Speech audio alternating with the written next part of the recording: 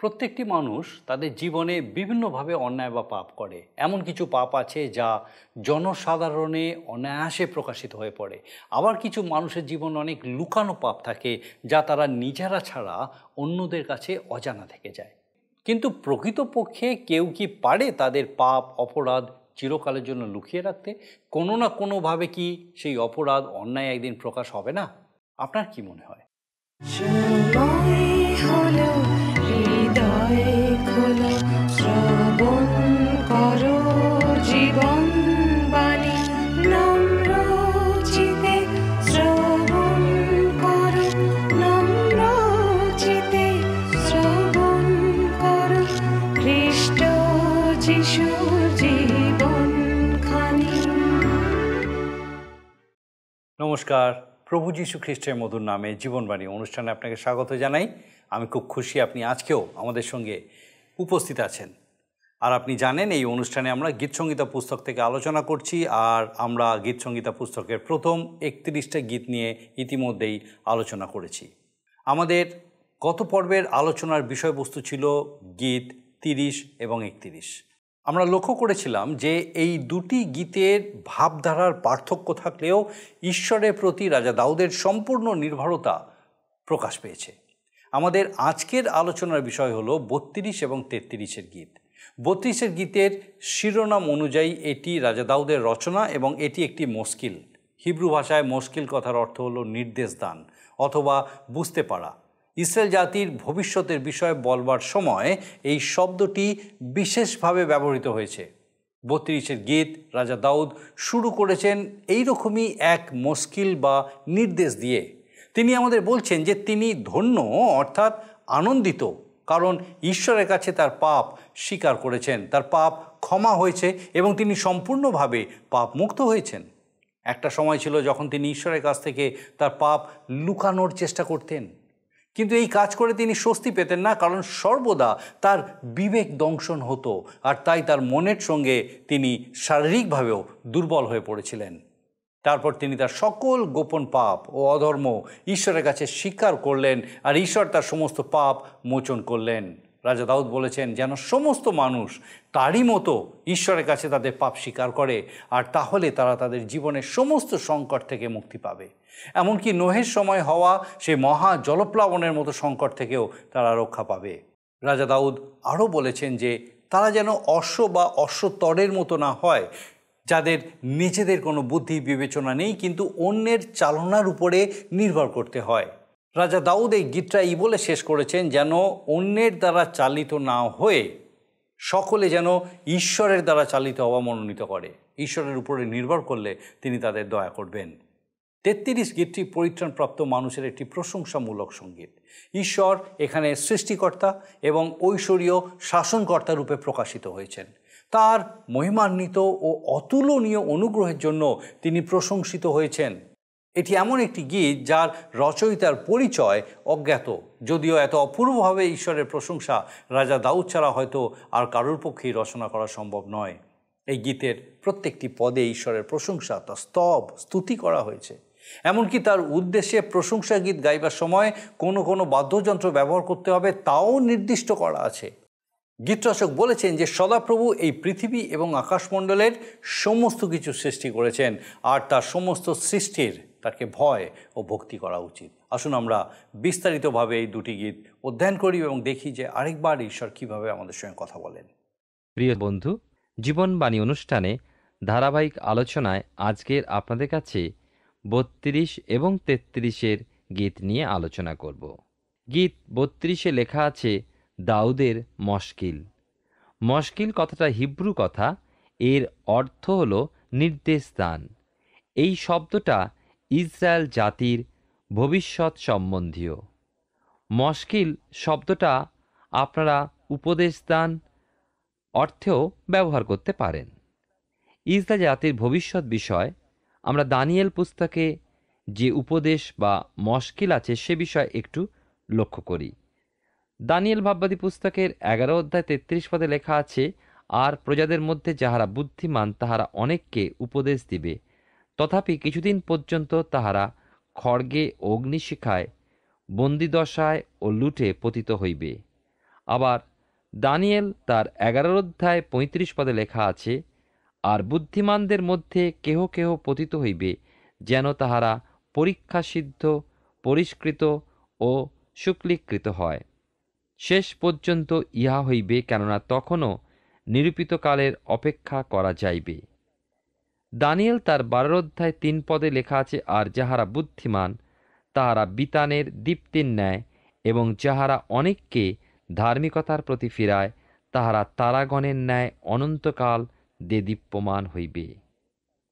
Danijel তার 12 অধ্যায় 10 পদে, অনেকে আপনাদিগকে পরিষ্কৃত ও শুক্ল করিবে এবং পরীক্ষা সিদ্ধ হইবে, কিন্তু দুষ্টাচরণ করিবে, আর দুষ্টদের মধ্যে কেহ বুঝিবে না, কেবল বুদ্ধিমানেরাই বুঝিবে। বাইবেলের নতুন নিয়মে প্রভু যীশু ইসরায়েল জাতির যাতনার কথা বলেছেন। মথিলিখিত সুসমাচারের 24 অধ্যায় 15 পদে লেখা আছে, অতএব যখন দেখিবে ধ্বংসের যে ঘৃণাহ বস্তু দানিয়েল ভাওবাদী দ্বারা উক্ত হইয়াছে তাহা পবিত্র স্থানে দাঁড়াইয়াছে, যে জন পাঠ করে সে বুঝুক। সুতরাং মশকিল এই কথার অর্থ সদ উপদেশ বোঝা, একথাও বোঝায়। আসুন এবারে আমরা 32 গীত পাঠ করা শুরু করি। 1 পদে লেখা আছে, ধন্য সেই যাহার অধর্ম ক্ষমা হইয়াছে, যাহার পাপ আচ্ছাদিত হইয়াছে। 1 পদ দেখছি যে দাউদের বক্তব্য হচ্ছে যে তিনি ঈশ্বরের সাক্ষাতে তাঁর দোষ স্বীকার করেছেন এবং ক্ষমালাভ করেছেন। কেবল ক্ষমালাভ নয়, কিন্তু পুনঃপ্রতিষ্ঠিত হয়েছেন। তিনি ঈশ্বরের পক্ষ ছায়ায় আশ্রয় লাভ করেছেন এবং মুক্তির গান গাইতে পেরেছেন। ধন্য এই শব্দটার ব্যবহার করা হয়েছে সুখী এই অর্থ বোঝাবার জন্য। আমরা এর আগে গীতসংগীতা 1 গীতে এই শব্দটা পেয়েছি, ধন্য সেই ব্যক্তি যে দুষ্টদের মন্ত্রণায় চলে না, পাপীদের পথে দাঁড়ায় না, নিন্দকদের সভায় বসে না। এর অর্থ যে ব্যক্তি সিদ্ধ একমাত্র তিনি এগুলো করেন না। আমি নিজেকে পরীক্ষা করে দেখি, আমি তো সিদ্ধ নয়। আপনার কথা আমি জানি না, কিন্তু মনে রাখবেন সিদ্ধ বা নিখুঁত ব্যক্তি একজনই আছেন, তিনি হলেন খ্রিস্ট যীশু। ব্যবস্থা বা ঈশ্বরের নিয়ম আমাদের দোষী করে, কিন্তু যীশু নির্দোষ ব্যক্তি, কেন তিনি সম্পূর্ণ ঈশ্বর। আজ্ঞা ও ব্যবস্থা মানুষকে ধন্য বলে না, কেননা মানুষের পক্ষে সম্পূর্ণরূপে সব ব্যবস্থা বা নিয়ম পালন সম্ভবপর নয়, কিন্তু খ্রিস্টের পক্ষে সম্ভব। প্রভু যীশু বলেছেন, আমি ব্যবস্থা পূর্ণ করতে এসেছি। আবার নতুন নিয়মেই গালাতীয় তার 3 অধ্যায় 10 পদে লেখা আছে, বাস্তবিক যারা ব্যবস্থার ক্রিয়াবলম্বী তারা সকলে শাপের অধীন, কারণ লেখা আছে, যে কেউ ব্যবস্থা গ্রন্থে লিখিত সমস্ত কথা পালন করিবার জন্য তাহাতে স্থির না থাকে, সে শাপগ্রস্ত। 32 গীতে 1 পদে বলা হয়েছে, যার পাপ আচ্ছাদিত হয়েছে সে ধন্য, যার পাপ ক্ষমা হয়েছে সে ধন্য। প্রভু যীশু খ্রিস্টই আমাদের পাপের জন্য প্রাণ দিয়েছেন। সুতরাং সিদ্ধ ব্যক্তি এবং যে কেউ তাতে বিশ্বাস করে তাকে তিনি সিদ্ধ গণনা করেন।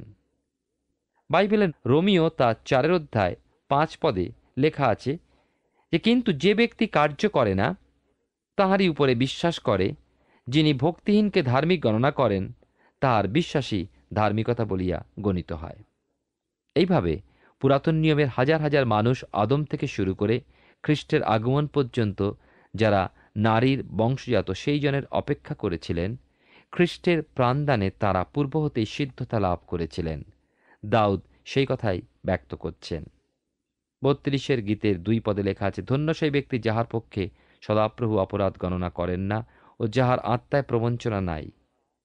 ঈশ্বর কখনো পাপ দেন না বা পাপীদের উপরে শাপ আরোপ করেন না বা পাপ আরোপ করেন না। যারা যিশুতে বিশ্বাস করে, পাপীর পাপ খ্রিস্টের উপরই আরোপিত হয়েছিল। রোমিও তার 4 অধ্যায় 25 পদে সাধু পৌল বলেন, সেই যিশু আমাদের অপরাধের নিমিত্ত সমর্পিত হইলেন এবং আমাদের ধার্মিক গণনার নিমিত্ত উত্থাপিত হইলেন। তিনি পাপ জানতেন না, কিন্তু আমাদের জন্য পাপী গণিত হলেন। ঈশ্বরের কি অদ্ভুত ব্যবস্থা! দাউদ স্বীকার করেছেন যে তিনি তার পাপ লুকাতে চেয়েছিলেন। 32 গীতে 3 পদে লেখা আছে, আমি যখন চুপ করিয়াছিলাম আমার অস্থি সকল ক্ষয় পাইতেছিল, কারণ আমি সমস্ত দিন আর্তনাদ করিতেছিলাম। দাউদ রাজা সিংহাসনে উপবিষ্ট, পরিষদ পরিবেষ্টিত। তিনি জানেন ওইসব লোকেরা আমার পাপের কথা ওরা জানে না, উত্তম রূপে গোপন করে রেখেছি। কিন্তু তার বিবেক, তার অন্তরাত্মা কিন্তু মানে না, বারবার দংশাচ্ছে, দাউদ তুমি কি করেছ? এমনকি তার মনে হচ্ছে শরীরের প্রতিটা অস্থি ক্ষয়ে যাচ্ছে ওই গোপন পাপে। অবশ্যই দাউদের শরীর দুর্বল হয়ে পড়ছিল। তার বন্ধুজনেরাও নিশ্চয়ই এ বিষয়ে তাঁর দৃষ্টি আকর্ষণ করছিল। দিন প্রতিদিন ওইভাবে মানসিক যন্ত্রণার চাপে তিনি যেন পঙ্গু হয়ে পড়েছিলেন। 32 লেগেছে, কারণ দিবারাত্র আমার উপরে তোমার হস্ত ভারী ছিল, আমার সরসতা গ্রীষ্মকালের শুষ্কতায় পরিণত হইয়াছিল। সেলা। ঈশ্বরের সন্তান হলেও আমরা পাপ করে ফেলি, কিন্তু সেই পাপ বহন করা অসম্ভব হয়ে পড়ে। এখানেই পরিত্রাণপ্রাপ্ত ও পরিত্রাণ পায়নি এমন মানুষের কিন্তু পার্থক্য রয়েছে। জাগতিক মানুষ পাপের মধ্যে পড়ে থাকতে পারে, কিন্তু ঈশ্বরের সন্তানেরা পারে না। 1 কোরিন্থ তার 11:31-32 আমরা দেখি, আমরা যদি আপনাদিগকে আপনারা চিনিতাম, তবে আমরা বিচারিত হইতাম না। কিন্তু আমরা যখন প্রভু কর্তৃক বিচারিত হই, তখন শাসিত হই, যেন জগতের সহিত দণ্ডাজ্ঞাপ্রাপ্ত না হই। দাউদ পাপ করার পর নাথন ভাববাদী তাঁর কাছে এসে ভৎসনা করলেন এবং বললেন, দাউদ, আপনাকে একটা গল্প শোনাতে চাই। ভাববাদী বললেন, এক নগরে 2 লোক ছিল, তাদের মধ্যে একজন ধনবান, অন্যজন দরিদ্র। ধনবানের অনেক মেষ ছিল, কিন্তু দরিদ্র লোকটার কেবলমাত্র একটা মেষ বৎসা ছিল। কিন্তু ওই ধনবান দরিদ্র ব্যক্তির ওই মেষ বৎসা কেড়ে নিল এবং অতিথিদের ওই মেষ বৎসা দিয়ে আদর আপ্যায়ন করল। এ কথা শুনে দাউদ খুব রেগে গেলেন এবং নাথন ভাওবাদীকে বললেন, জীবন্ত সদাপ্রভুর দিব্য, ওই ধনবান ব্যক্তি মৃত্যুর সন্তান, সে কিছু দয়া না করে এই কাজ করেছে, সেই জন্য সে মেষ বৎসা চতুর্গুণ ফিরিয়ে দেবে। তখন নাথন ভাওবাদী দাউদকে বললেন, আপনি সেই ব্যক্তি। দেখুন 2 শমূয়েল তার 12:1-7। আর দাউদ নিজ পাপ স্বীকার করলেন। 32 গীতে ফিরে আসি 5 আমি তোমার কাছে আমার পাপ স্বীকার করিলাম, আমার অপরাধ আর গোপন করিলাম না। আমি কহিলাম, আমি সদাপ্রভুর কাছে নিজ অধর্ম স্বীকার করিব, তাতে তুমি আমার পাপের অপরাধ মোচন করিলে। সেলা। আমার আপনার জন্য এটা একটা সুন্দর মশকিল উপদেশ, তাই নয় কি? যদি আমরা আমাদের পাপ কার্যের দ্বারা ঈশ্বর হতে বিচ্যুত হয়ে থাকি, তবে কি প্রকারে পিতা ঈশ্বরের চরণে ফিরে যেতে পারি, সেই বিষয়ে দাউদ পথ দেখিয়েছেন। বাইবেলের নতুন নিয়মে 1 যোহন তার 1:9 লেখা আছে, যদি আমরা আপন আপন পাপ স্বীকার করি, তিনি বিশ্বস্ত ধার্মিক, সুতরাং আমাদের পাপ সকল মোচন করিবেন এবং আমাদিগকে সমস্ত অধার্মিকতা হইতে সূচি করিবেন। 6 আছে, এই জন্য যখন তোমাকে পাওয়া যায়, প্রত্যেক সাধু তোমার কাছে প্রার্থনা করুক। অবশ্য জলরাশি প্লাবন হইলে তাহা তাহার নিকটে আসিবে না। দাউদ এখানে কিন্তু জলরাশির প্লাবন কথাটা উল্লেখ করেছেন। মনে হয় দাউদের মহা জলপ্লাবনের কথা স্মরণ হয়েছিল নোহের সময়, যা আমরা আদিপুস্তক তার 6-8 পাই। যখন 40 দিবারাত্র বৃষ্টি হল, পৃথিবীর সকল উনুই খুলে গেল এবং সুউচ্চ পর্বতগুলিও 15 হাত জলের তলায় ডুবে গেল। নোহ ও তার পরিবার জাহাজের মধ্যে নিশ্চিন্ত মনে নিরাপদে রক্ষিত হলেন। বিচারের সেই জল নোহ ও তার পরিবারের কাছে এলো না, কেননা তাদের উপরে বিচারের দণ্ডাজ্ঞা ছিল না। প্রিয় শ্রোতা বন্ধু, প্রিয় ভাই ও বোন, আবার আর একটা বিচারের দিন এগিয়ে আসছে, আর ওই দিন আর জল নয়, কিন্তু আগুনের মধ্যে আমাদের পড়তে হবে। আপনি কি বিচারের দণ্ডাজ্ঞার বাইরে থাকতে চান? আপনার গোপন পাপ স্বীকার করুন। যোহন লিখিত সুসমাচারের 5:24 লেখা আছে, যে যিশুকে বিশ্বাস করে সে অনন্ত জীবন প্রাপ্ত হইয়াছে এবং বিচার আনিত হয় না, কিন্তু সে মৃত্যু হইতে জীবনে পার হইয়া গিয়াছে। 32 গীতে ফিরে আসি 7 লেখা আছে, তুমি আমার অন্তরাল, তুমি সংকট হইতে আমাকে উদ্ধার করিবে, রক্ষাগীত দ্বারা আমাকে বেষ্টন করিবে। 32 গীতের এই পদটা শেষ হয়েছে সেলা এই শব্দ দিয়ে। সেলা অর্থে এর আগে অনেক দিন আগেই বলেছি আপনাদেরকে, থামো, দেখো, শোনো। এটা একটা নির্দেশ। সেলা গানের মাঝে সঙ্গীত পরিচালকের একটা নির্দেশ। এই সময় বাদ্যযন্ত্র, গায়ক, গায়িকা সকলে পুনর্নির্দেশ না পাওয়া পর্যন্ত নীরব। কেন নীরব? এতক্ষণ যা গান গেয়েছি মুহূর্তের জন্য সে বিষয়ে একটু স্মরণ করি। প্রিয় বন্ধু, আপনি কি সুর হারিয়েছেন? ঈশ্বরের সঙ্গে সহভাগিতা কি বিচ্ছিন্ন হয়েছে? হতে পারে। এবং নিজেকে আশ্রয়হীন, অসহায় মনে করছেন? তাহলে জানুন, ঈশ্বরই হলেন আপনার জীবনের প্রকৃত আশ্রয়স্থল। আপনার জীবনের জন্য রয়েছে আশা। 32 গীতে 8 পদে লেখা আছে, আমি তোমাকে বুদ্ধি দিব ও তোমার গন্তব্য পথ দেখাইব, তোমার উপরে দৃষ্টি রাখিয়া তোমাকে পরামর্শ দিব। হ্যাঁ, আমাদের জীবনটাই তো সঙ্গীত। ঈশ্বর হলেন পরিচালক। আমাদের সেই পরিচালকের প্রতি দৃষ্টি রাখতে হবে। তাঁর চোখের ইশারা, তার আঙ্গুলের নির্দেশ মতো চলতে হবে। তবেই জীবন সঙ্গীত মধুর হবে। তাল, মান, লয় তার সুরে বাঁধা থাকবে। 32 গীতের 9 পদে লেখা আছে, তোমরা অশ্ব ও অশ্বতরের ন্যায় হইও না, যাহাদের বুদ্ধি নাই, বলগা ও লাগাম ভূষারূপে পড়াইয়া তাহাদিওকে দমন করিতে হয়, নতুবা তাহারা তোমার নিকটে আসিবে না। আকাশে দেখি যে গ্রহ নিজ নিজ কক্ষপথে সূর্যকে পরিক্রমা করছে। ঠিক তেমনি ঈশ্বর চান আমরাও তার ইচ্ছা অনুসারে চলি। কিন্তু দুঃখের বিষয়, অনেকেই আমরা ঈশ্বরের ইচ্ছা অনুসারে চলি না। যতক্ষণ না মার খাই ততক্ষণ নিজের ইচ্ছা মতো চলি, ঘাড় কাত করে থাকি। একজন ভদ্রলোকের একটা গাধা ছিল। একদিন তার এক বন্ধু তার বাড়িতে বেড়াতে এলো। বন্ধুর অনুরোধে ভদ্রলোক স্থির করলেন গাধাটা না গাড়ি চেপে আর এক বন্ধুর বাড়ি যাবেন। গাধাটাকে এনে গাড়িতে জুড়ে দুজনে চেপে বসলেন। এবার সেই ভদ্রলোক একটা খেঁটে ডান্ডা নিয়ে গাধার মাথায় দুম করে এক ঘা দিল। বন্ধু জিজ্ঞাসা করল, অমনভাবে আঘাত করলে কেন? ভদ্রলোক উত্তর দিল, অমন না করলে পশুটা নিজ কর্তব্যে মনোযোগ দেবে না। আমরা অনেকেই ওই পশুর মতো। আমাদের জন্য বলগা ও লাগামের প্রয়োজন হয়। গীতিকার শেষ করেছেন এই বলে, 32 গীতের 10 এবং 11 পদ, দুষ্টের অনেক যাতনা হয়, কিন্তু যে ব্যক্তি সদাপ্রভুতে নির্ভর করে সে দয়াতে বেষ্টিত হইবে। ধার্মিকগণ, সদাপ্রভুতে আনন্দ করো, উল্লাস করো। হে সরল চিত্ত সকলে, তোমরা আনন্দধ্বনি করো। প্রিয় শ্রোতা বন্ধু, আপনি যেই হন না কেন, যেখানেই থাকুন না কেন, যদি আপনি প্রভু যীশু খ্রিস্টকে নিজ পরিত্রাতা মুক্তিদাতা বলে জেনে থাকেন, আসুন আমার সাথে আপনার হৃদয়ে ঈশ্বরের উদ্দেশ্যে আনন্দধ্বনি করুন, তার জয়ধ্বনি করুন। এখন আমরা 33 গীত নিয়ে আলোচনা করতে চলেছি। 1 পদে লেখা আছে, ধার্মিকগণ সদাপ্রভুতে আনন্দধ্বনি করো, প্রশংসা করা সরল লোকদের উপযুক্ত। আমাদের সদাপ্রভুতে আনন্দ করতে বলা হয়েছে। সুন্দর একটা প্রশংসা গীত। এমনও হতে পারে যে দাউদ হয়তোবা এই গীতটি রচনা করে থাকতে পারেন, কেননা রচনাধারা অনেকটা দাউদের রচনার মতো। 2 পদে লেখা আছে, তোমরা বিনাতে সদাপ্রভু স্তব করো, দশতন্ত্রী নে বলে তাহার উদ্দেশ্যে গীত গাও।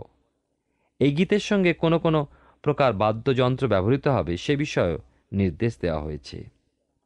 3 পদে আছে, তাহার উদ্দেশ্যে নূতন গীত গাও, জয়ধ্বনি সহ মনোহর বাদ্য করো। গীতিকার বলছেন আমাদের নতুন গীত গান করতে হবে।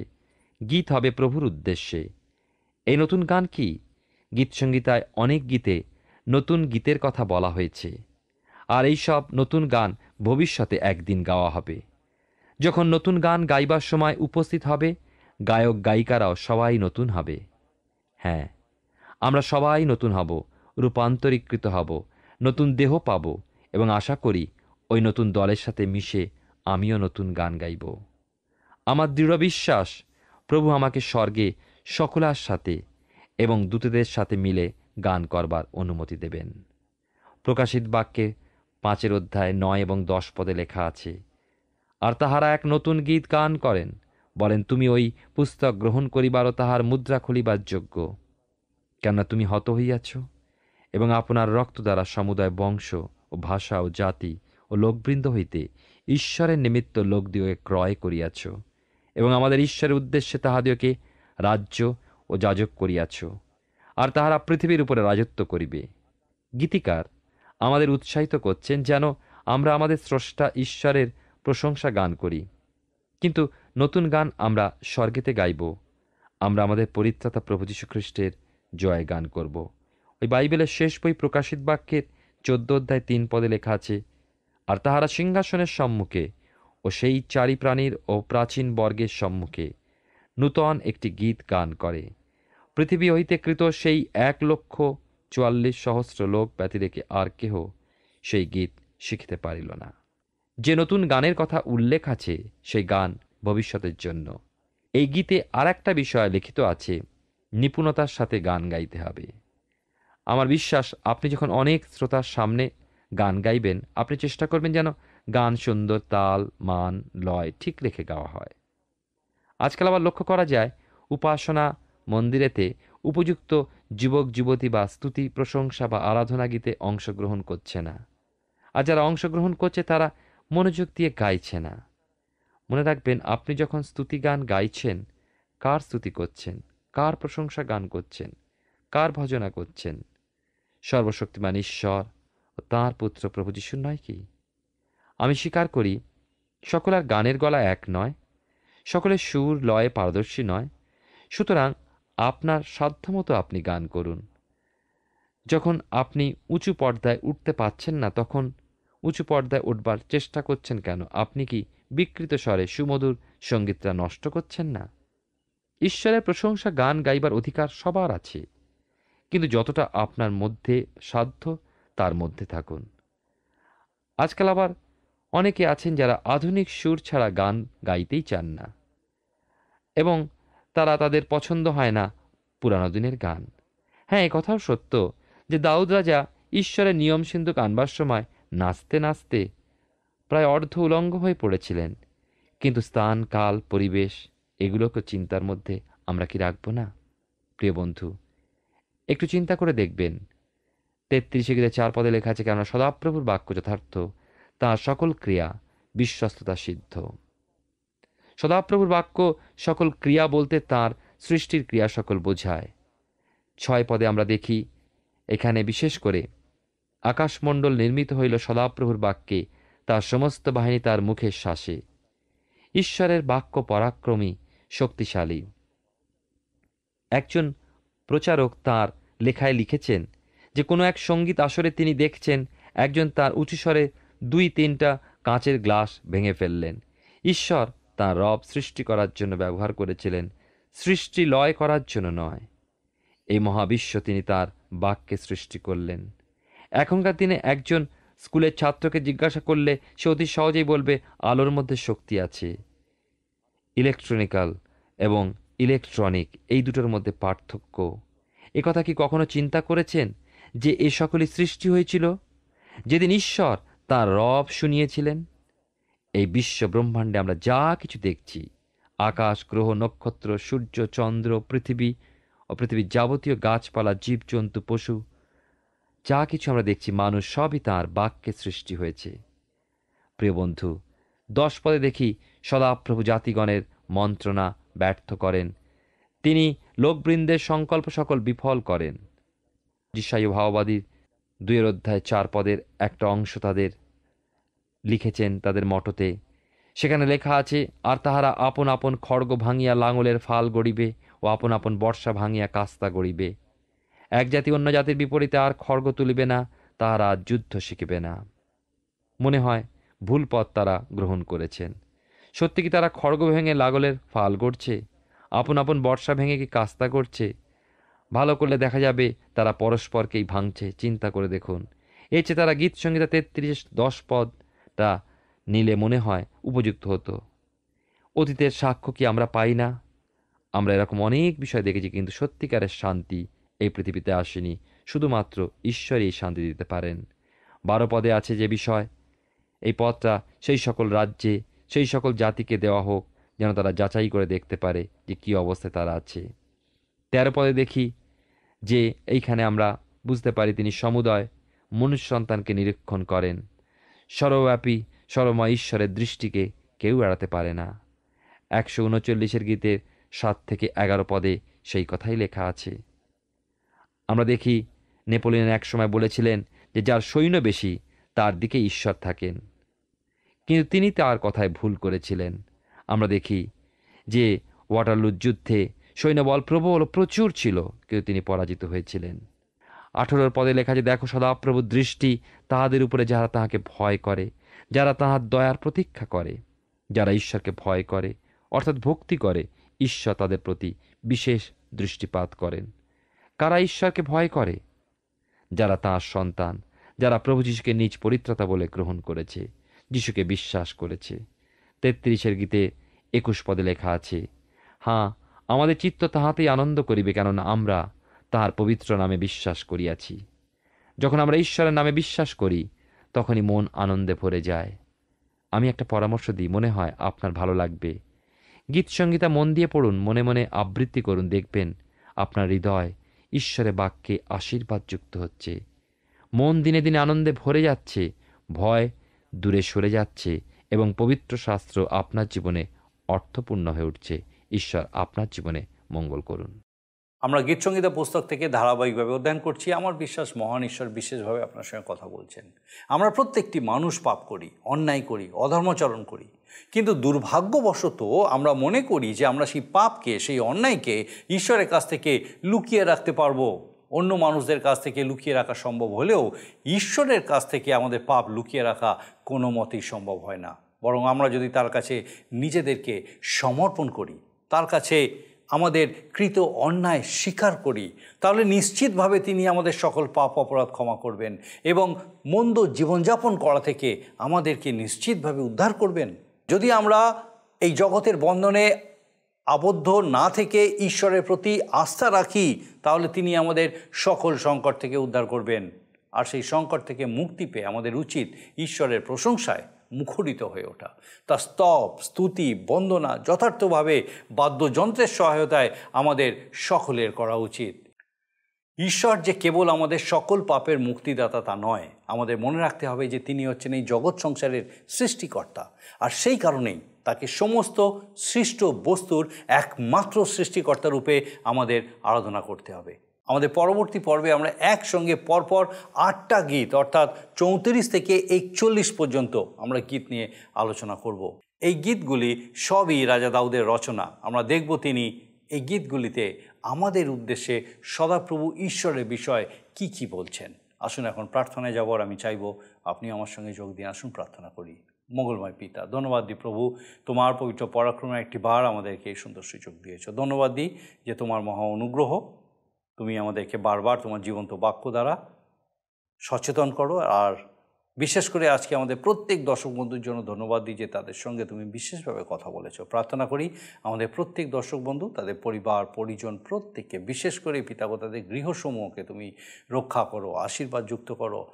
পিতাগো বিশেষভাবে তাদের গৃহগুলি যেন আশীর্বাদের গৃহ হয় পিতা। তোমার শান্তি, আনন্দ, তোমার উৎসাহ, তোমার প্রেরণা যেন সেই গৃহ থেকে পিতা, যতজন সেই গৃহে আসে যায়, প্রত্যেকে পিতাগো সেই তোমার শান্তি, তোমার অনুগ্রহ, তোমার আনন্দ উপলব্ধি করে তোমার গৌরব করতে পারে। আশীর্বাদ করো এবং সেই প্রত্যেকের সঙ্গে সঙ্গে থাকো। তোমার যিশু নামে ভিক্ষা দয়া করে শ্রবণ ও গ্রহণ করো। আমেন। ঈশ্বর ধন্যবাদ দিই যে তিনি আরেকবার আমাদেরকে এই সুযোগ দিয়েছেন। আর আমার বিশ্বাস আগামী দিনেও আপনি আমাদের সঙ্গে ঈশ্বরের দেওয়া এই সুযোগ নিতে অবশ্যই উপস্থিত থাকবেন। ঈশ্বর আপনার মঙ্গল করুন। প্রিয় বন্ধু, আশা করি জীবনবাণী অনুষ্ঠানটি আপনার ভালো লেগেছে। আর যদি ভালো লেগে থাকে তাহলে অবশ্যই আমাদের একটি মিসড কল দিন। আপনার দেওয়া মিসড কলটি আমাদের কাছে অতি মূল্যবান। আমরা আনন্দের সাথে জানাই, প্রতিটা মিসড কল দাতাদের মধ্যে থেকে সপ্তাহের শেষে বিশেষ দর্শক বন্ধুকে বেছে নেওয়া হবে এবং সেই দর্শক বন্ধুকে পুরস্কৃত করা হবে ও সপ্তাহের শেষে তার ছবি ও নাম আমাদের অনুষ্ঠানে প্রকাশ করা হবে। গত সপ্তাহের বিজয়ী দর্শক বন্ধুরা হলেন বাঁকুড়া থেকে নয়ন সূত্রধর ও হাওড়া থেকে শিল্পা মান্না। আমাদের মিসড কল দেবার নম্বরটি হল 04449081 আপনি প্রার্থনা ও আরও অধিক জানতে আগ্রহী হলে আমাদের সঙ্গে অবশ্যই ফোনের মাধ্যমে যোগাযোগ করতে পারেন।